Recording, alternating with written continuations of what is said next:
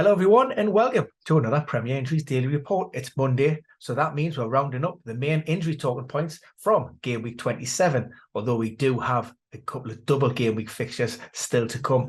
Eyes and ears tuned, or the premierinjuries.com table with all the team news in the build up to that. And don't forget, of course, we've got a blank game week 28 with 6 sides still involved in the FA Cup quarter-finals.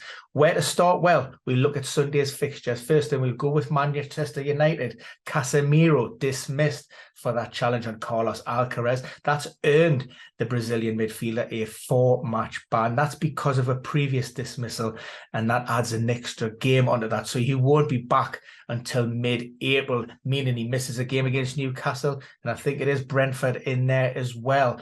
Now, United's output when Casemiro isn't part of the team, their winning percentage drops from around about 73% right down to around about just over 40%. So could that derail their Champions League qualification aspirations? Elsewhere within that Manchester United squad, Victor Lindelof was absent due to illness, and also we've seen Garnacho taking off late in the game following a heavy challenge from Walker Peters.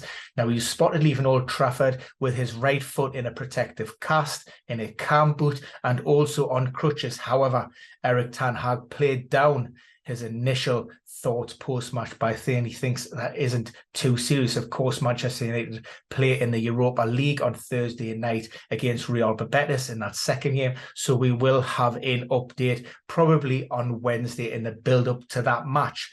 For their visitors, Southampton, they made one change on the day, and that was Maitland-Niles. He's been starting in the last 4 matches, but he was absent from the matchday squad altogether. That was due to a late knock that he picked up in training for Southampton on Saturday. No word as to the extent of that injury.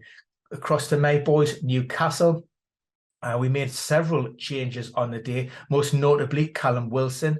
He was replaced by Alexander Isak. Eddie Howe said that was relating to an illness issue that had hampered him from training all through the week, and said, in fact, that he was actually lucky to be included in the matchday squad, although there was no mention of that prior in his pre-match press conference. Alexander Isak comes in, done a job, scored a goal, so it remains to be seen on whether Eddie Howe decides to stick with the Sweden international. Elsewhere within that team, Alan Saint-Maxim was recalled. That was at the expense of Anthony Gordon. The January signing from Everton has an ankle problem. Now, this was something that was picked up at the Etihad against Manchester City. There was no evident or apparent issues when he was replaced down at Manchester City. However, post-match evaluations over the next 24 to 48 hours revealed that there was a problem with the ankle. There was a lot of inflammation in and around that joint. He was sent for a scan. Suffice to say, we won't see him playing again in April. Eddie Howe is hopeful that he could potentially be back for that first game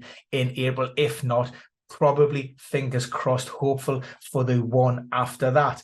For the visitors, Wolves, again, they made 4 changes, mainly in those attacking areas. We've seen Raul Jimenez replace Diego Costa. Thankfully, that knee problem doesn't look to be too severe, probably around about a month on the sidelines. But there was no Sarabia in the Wolves lineup, again omitted from the matchday squad. No mention from Julio Lopetegui of a problem, so we suspect that may have been a late one, but I understand it is a heel issue.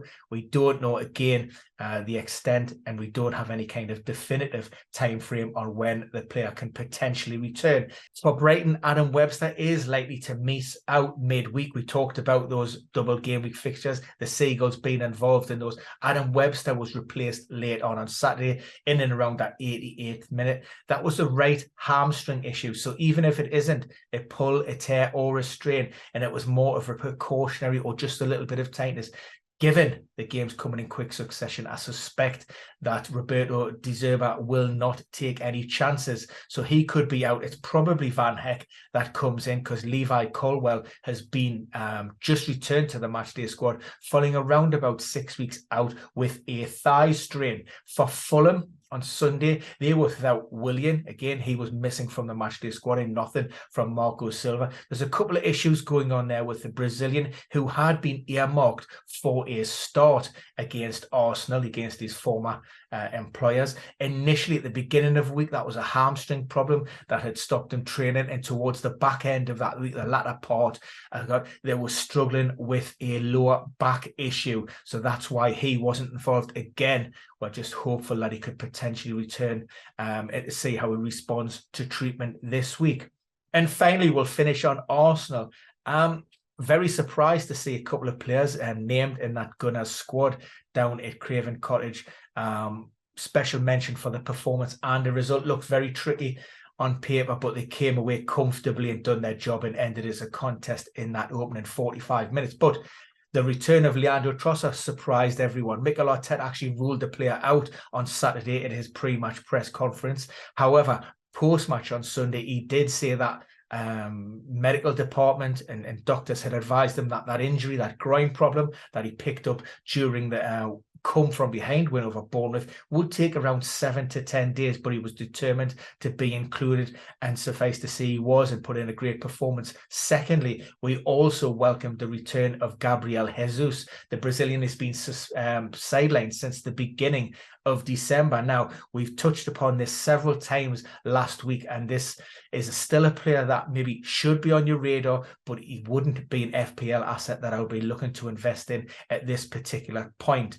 A return to play is certainly not a return to performance, and you expect that it could be a while before we're seeing any meaningful contributions on a consistent level for Gabriel Jesus, given the amount of time that he's spent out. And also, you need to factor in that Gabriel Martinelli, Bukayo Saka, and Ketia, and also Trossard have all been in great performance. So minutes, could be limited from the bench. And finally, just before we go, special mention, got a big shout out, big welcome back for David Brooks for Bournemouth on Saturday. He was named in the squad in the early kickoff against Liverpool. Gary O'Neill said he was hopeful or trying to get him some minutes on the pitch down at the Vitality. He couldn't, but included in that matchday squad after over 530 days on the sidelines. Of course, he was diagnosed with Hodgkin's lymphoma back in October 2021. He's had several setbacks since, more recent being that hamstring issue, but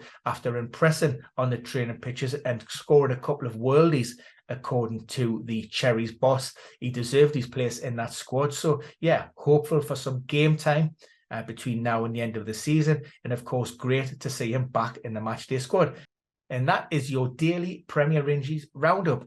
For all the latest and breaking information, you can always check out premierinjuries.com, or you can go to our Twitter feed at Ben Dinnery or at Jason_R_McKenna. Look forward to speaking to you all again very soon.